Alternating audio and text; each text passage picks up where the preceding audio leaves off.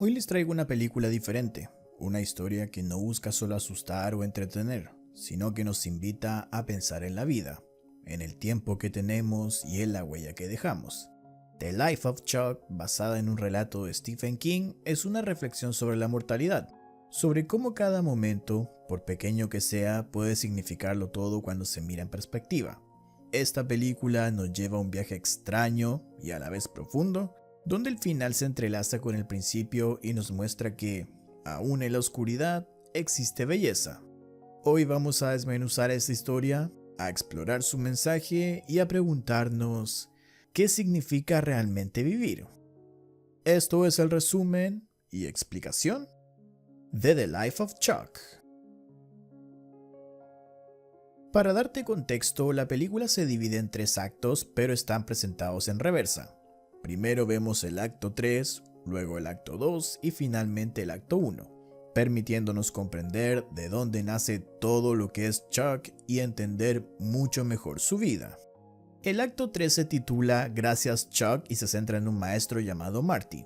Él presencia el mundo sumido en el caos, hay fallos eléctricos, el internet colapsando, noticias de incendios, inundaciones, terremotos y socavones surgiendo de la nada. La gente cree que este es el fin, algunos se quitan la vida, otros se rinden ante la desesperación y algunos como Felicia, ex esposa de Marty y enfermera, intentan resistir, aunque el panorama sea desolador. En medio de este escenario hay algo que inquieta a Marty, aparecen carteles, mensajes en televisión, aviones incluso escribiendo en el cielo y todos repitiendo lo mismo. Gracias Chuck por esos 39 años. Nadie sabe realmente quién es Chuck, nadie entiende el origen de sus mensajes. Marty sospecha que quizás sea solo una extraña broma viral, la última en un mundo que está desmoronándose. Hay detalles claves en este tercer acto. Marty observa una puerta en lo alto de su casa, una que parece esconder algo más que madera y pintura. Luego habla con Felicia sobre el calendario cósmico, esa idea de que los 15.000 millones de años del universo, si se comprimen en un solo año calendario, haría que nuestra existencia humana no fuera más que un suspiro, en el último segundo.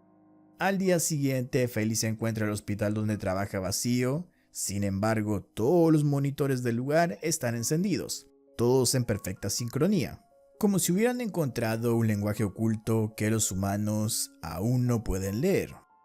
Marty, por su lado, en este nuevo día incapaz de usar el auto por el caos en las calles, decide caminar hacia la casa de Felicia. En el camino se encuentra con Sam, un anciano dueño de una funeraria, quien revela una verdad inquietante.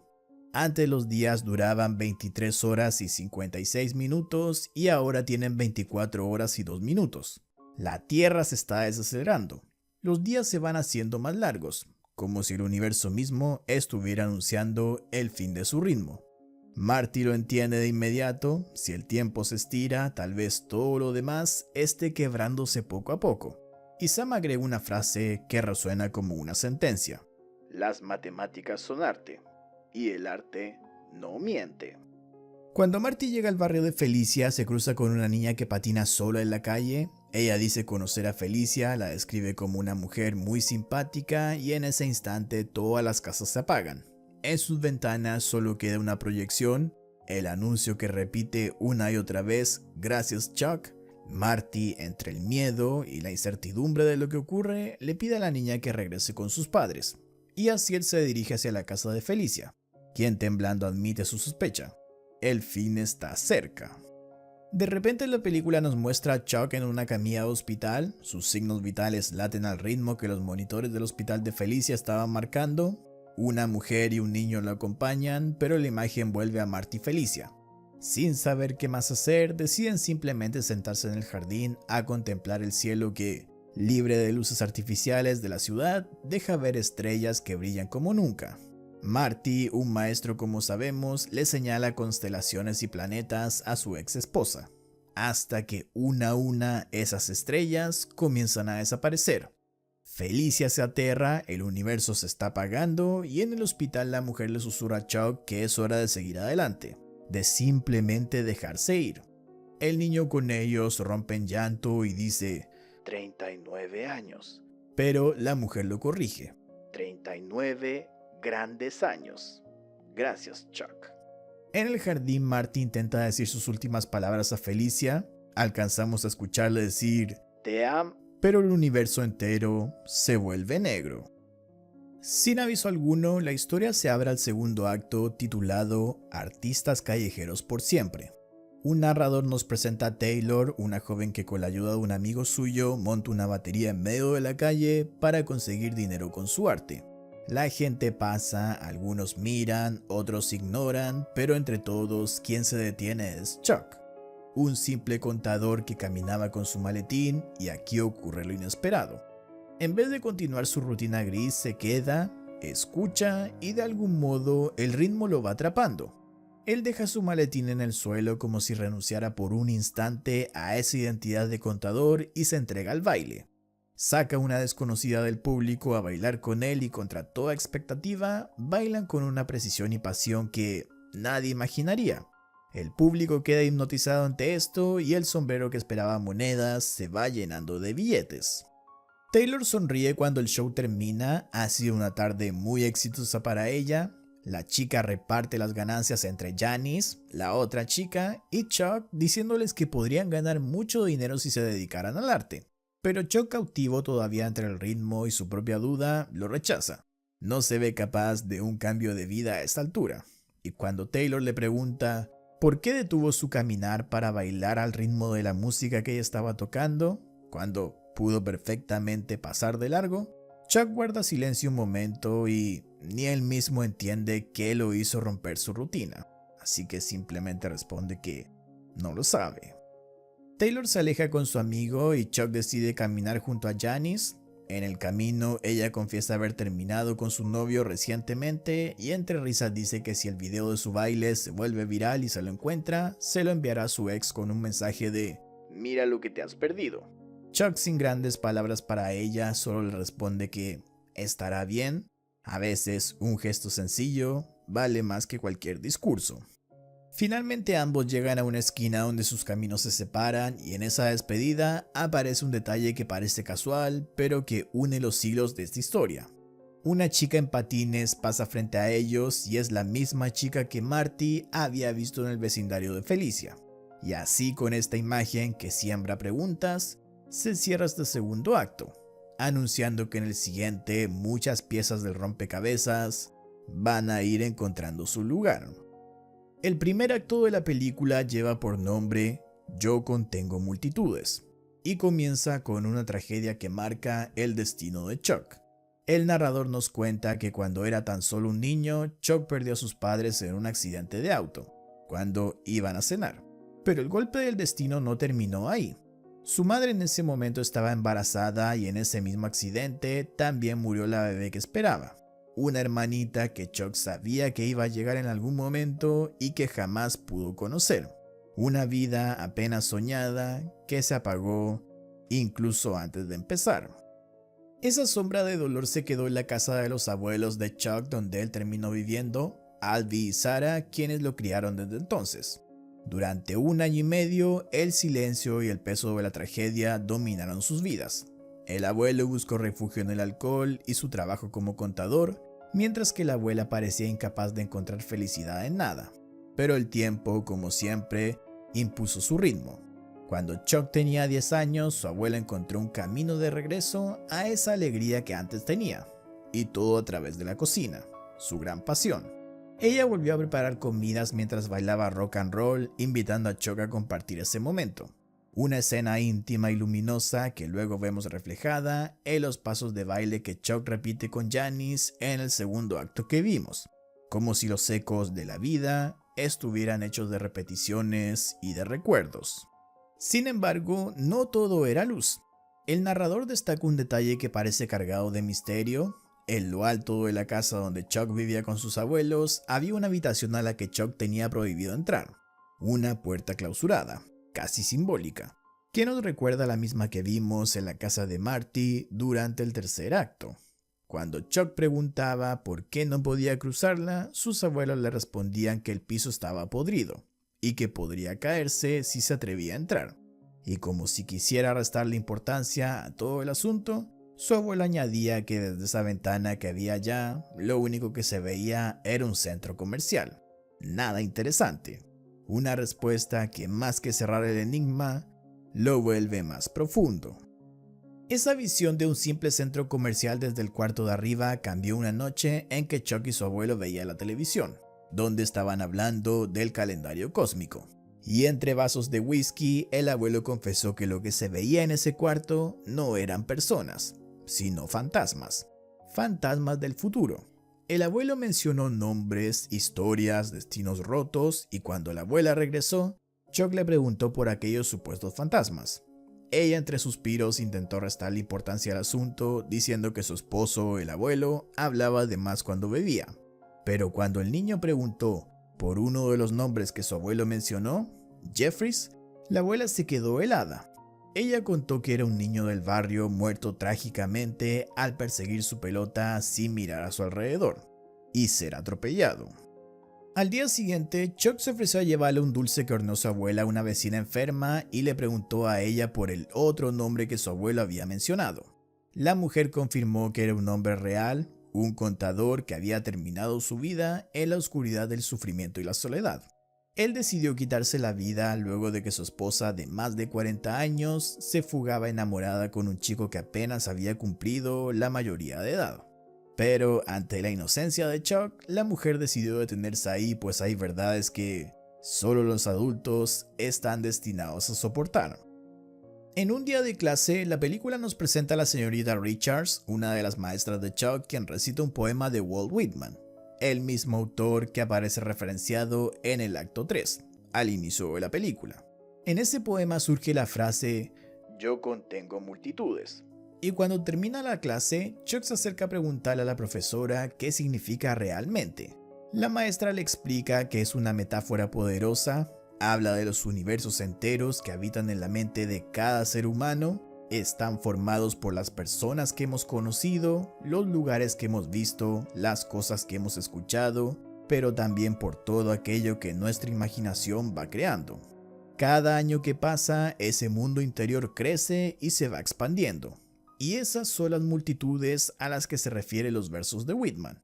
Y como un detalle sutil, cuando Chuck sale del aula luego de conversar con su maestra, pasa frente a otra sala donde se ve un profesor de aspecto idéntico a Marty. Poco después, el narrador revela que la abuela de Chuck falleció tras sufrir un ataque en el supermercado, y en un gesto de inocencia y dolor, el joven Chuck va hasta el lugar para preguntar qué ocurrió exactamente. Ahí, una de las empleadas le muestra el pasillo exacto donde pasó todo, relatando cómo su abuela se desplomó, arrastrando todo a su alrededor en su caída. Es un momento breve pero cargado de melancolía que recuerda cómo la vida se rompe en instantes y cómo ese vacío se va sumando a las multitudes que cargamos dentro. Una noche, mientras su abuelo dormía ebrio tratando de ahogar el dolor por la muerte de su esposa, Chuck tomó las llaves de la habitación prohibida. Al abrirla, solo alcanzó a ver oscuridad porque antes de encender la luz, su abuelo lo arrastró fuera gritándole que no lo hiciera. Sin embargo, en esa misma fracción de segundo, el viejo había visto algo que lo dejó pálido, como si el secreto escondido ahí pesara más que su propia vida. Intentando escapar de aquellas sombras, Chuck se refugió en el baile, una pasión que había heredado de su abuela cuando cocinaba y giraba en la cocina al ritmo de la música. En un taller escolar al que se anotó, el chico fue demostrando su talento inusual, destacando junto a una chica mucho más alta que él. Juntos creaban coreografías que emocionaban a todos, hasta que ella lo invitó a bailar juntos en el baile de fin de año, aunque le aclaró eso sí que no era una cita, ya estaba saliendo con alguien que se llamaba Dougie. Pero estaría bueno, según esta chica, mostrar lo que podían hacer frente al resto de la escuela. Para Chuck aquella invitación era más que un simple baile, era una pequeña luz en medio de los secretos y el peso de su hogar. Una noche estudiando matemáticas con su abuelo, este le propone a Chuck que se una el año siguiente al club escolar de matemáticas. Pero Chuck rechaza la idea, su pasión está en el baile y para él, los números no son más que aburrimiento. Es entonces cuando el abuelo con voz firme le revela una verdad que su nieto no quiere escuchar. Las matemáticas están en todo lo que vemos, hasta en el baile. Cada paso, cada ritmo no es más que una danza de números. Y añade que aunque el mundo ama a los bailarines, es la fría lógica de las estadísticas la que recuerda que hay más futuro en ser contador que en la danza que tanto ama Chuck. Desalentado, Chuck se rompe por dentro, llega la noche del baile escolar y se niega a bailar, inventando una torpe excusa sobre una pierna lesionada. Pero su maestra, que ha visto a demasiados jóvenes bailarines enfermos y heridos a lo largo de su vida enseñando, lo descubre de inmediato. Le dice que si no quiere bailar está bien, pero mentir, eso ya es otra cosa. Chuck sale a tomar aire y encuentra una noche estrellada que le susurra una verdad distinta a la que le había contado su abuelo. Al volver el chico se arma de valor, saca a su compañera de baile a la pista y juntos dejan a todos asombrados. Entre los presentes reconocemos algunos rostros que ya habíamos visto en esta historia, como por ejemplo el de Felicia. Cuando los aplausos llenan el lugar y los demás piden más y más, Chuck decide que es mejor salir en el punto más alto como ya haría de adulto en su baile callejero. Y es así como se retira entre gritos y palmas y antes de sentarse, recibe el premio más inesperado para él, un beso de su compañera de baile. La voz del narrador cuenta que 6 meses antes de morir, a los 39 años, víctima de un tumor cerebral, Chuck le reveló a su esposa la verdad sobre una cicatriz que llevaba en su mano. Durante años había dicho que un tal Dougie se la había hecho empujándolo contra una cerca por haber bailado con su novia. Pero la realidad era otra. Aquella noche, después del baile y del beso que lo hizo sentir invencible, Chuck salió solo bajo el cielo estrellado y mientras se dejaba llevar por el ritmo que aún quemaba en sus pies, rozó su mano contra una cerca, marcando en su piel una herida que se convertiría en el recuerdo más honesto de su juventud. 5 años después de aquel baile, el abuelo de Chuck murió cuando él ya estaba en secundaria. En el funeral, Chuck conoció al dueño de la funeraria, quien resulta ser el mismo anciano que Marty había encontrado caminando hacia el barrio de Felicia, y al igual que en aquel encuentro, el viejo le confiesa que su sueño era ser meteorólogo, pero terminó abriendo una funeraria. Una funeraria en la que casualmente el abuelo de Chuck había llevado las cuentas durante 23 años. Eventualmente, los otros abuelos de Chuck se mudaron para cuidarlo, ya que él solo tenía 17 años en ese entonces, y después del funeral revisando algunas cosas, Chuck encontró la llave del cuarto de arriba, y decidió entrar. Al principio era un cuarto vacío con una ventana iluminada, pero al girar para irse fue cuando lo vio. Una camilla donde yacía él mismo a punto de morir. El narrador cuenta que su abuelo, cuando entró en ese mismo lugar, había visto también fantasmas del futuro. El chico atropellado, su colega contador colgado, a su esposa muerta y probablemente aquella noche en que Chuck le robó las llaves, el anciano se había visto a sí mismo muriendo del ataque que le terminó quitando la vida. Ahora era el turno de Chuck. Esa habitación le mostraba que su destino sería morir en una camilla de hospital con un tumor en la cabeza. El chico recordó las palabras de su abuelo que alguna vez le dijo: "La espera es lo peor". Y fue en este momento cuando Chuck lo comprendió. Saber cómo moriría, pero no cuándo lo haría, era una espera que lo acompañaría hasta el último aliento. El hombre en la camilla se desvaneció, desapareció, y en ese instante Chuck se prometió a sí mismo aprovechar la vida, porque era alguien maravilloso, porque merecía hacerlo y porque, como todo ser humano, contenía multitudes. Con este primer acto, que es el último en mostrarse en la película, se desvela el sentido de todo lo que hemos visto. El tema central se condensa en una sola frase: yo contengo multitudes. Como dijo la señorita Richards, esa idea nos recuerda que cada ser humano lleva dentro un universo entero. Rostros que ha mirado, voces que ha escuchado, lugares que alguna vez ha visitado. El tercer acto, el primero que la película nos muestra, sucede dentro de esa inmensa mente de Chuck. Los personajes que aparecen no son más que sombras de su memoria, profesores, amigos de la infancia, el hombre de la funeraria e incluso ideas sueltas que alguna vez escuchó, como el calendario cósmico. Todos los desastres naturales que sufrían Marty, Felicia y los demás en realidad eran reflejos de un cuerpo desgastándose, enfermándose por el tumor en la cabeza de Chuck. Los carteles que decían "Gracias Chuck por esos 39 años" no eran más que una metáfora, ya que Chuck vivió 39 años y partió en una camilla de hospital, acompañado de su esposa e hijo, tal como alguna vez lo intuyó en aquella habitación embrujada de la casa de sus abuelos. Esa habitación que su abuelo llamaba los fantasmas del futuro no era más que un espejo del destino inevitable. De hecho, los monitores que parecían sincronizados en el hospital de Felicia iban al ritmo del pulso de Chuck, y las estrellas apagándose en el cielo junto a planetas completos y constelaciones, era la vida de Chuck despidiéndose para apagarse entrando en ese gran vacío negro. Los actos 2 y 1 son el reflejo directo de la vida de Chuck, mostrándonos de dónde nace cada rasgo de su existencia. El detenerse a bailar como lo hizo al escuchar a Taylor no es un gesto casual, es la herencia de su abuela, que le enseñó a celebrar la vida bailando mientras cocinaba, siembra que luego floreció en el club de baile. Su profesión como contador, en cambio, surge de la voz de su abuelo, quien le mostró el camino práctico, el que le aseguraría estabilidad, oportunidades y un futuro.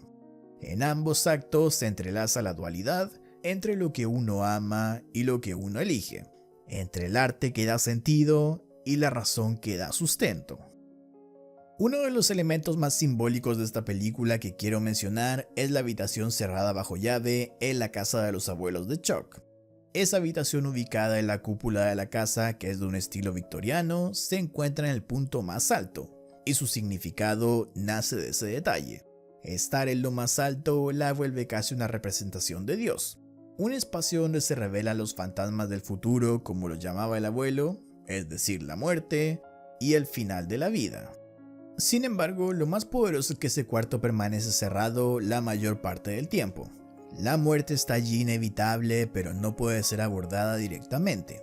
Solo cuando llega el final del primer acto, Chuck ve su propio destino, sabe que va a morir, no sabe cuándo, pero el chico lo acepta. Y en lugar de dejarse consumir por esa espera, esa ansiedad de lo inevitable, de la que hablaba su abuelo, decide guardar esa visión en un cuarto cerrado de su mente. No para negarla, sino para liberarse de su peso y poder vivir. Esa es la lección más profunda de esta película. La muerte siempre está presente, pero lo que hace maravillosa la vida es decidir vivirla pese a ello. Chuck no escapa de su destino, lo abraza y con esa conciencia se promete a sí mismo ser maravilloso, porque aunque el final es inevitable para él y para todos, el modo en que elegimos vivir es lo que nos va haciendo eternos. The Life of Chuck no es solo una historia de un hombre, es un reflejo de todos nosotros, nos muestra que la vida, aunque breve y llena de incertidumbres, está compuesta por momentos, decisiones y relaciones que nos definen. Cada uno de nosotros contiene multitudes, mundos internos llenos de amores, pérdidas, pasiones y sueños. La película nos invita a mirar el final no con temor, sino con conciencia. Saber que el tiempo es finito no debe paralizarnos, sino impulsarnos a vivir cada día con intensidad, a aprovechar lo que tenemos, a amar, crear y dejar una marca. En cada gesto, en cada decisión, estamos dibujando y diseñando el universo que llevamos dentro. Al final, lo que The Life of Chuck nos enseña es que aunque no podemos controlar la muerte, sí podemos elegir cómo vivir hasta ese momento. Y ese, amigos míos, es el regalo más maravilloso que podemos darle a nuestra vida. Muchas gracias por haber visto el video de The Life of Chuck. Si te gustó, deja tu like, suscríbete y activa la campanita de notificaciones.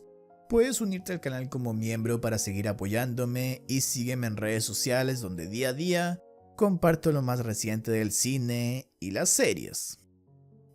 Hoy te conté en redes sociales que The Backrooms ya empezó su rodaje.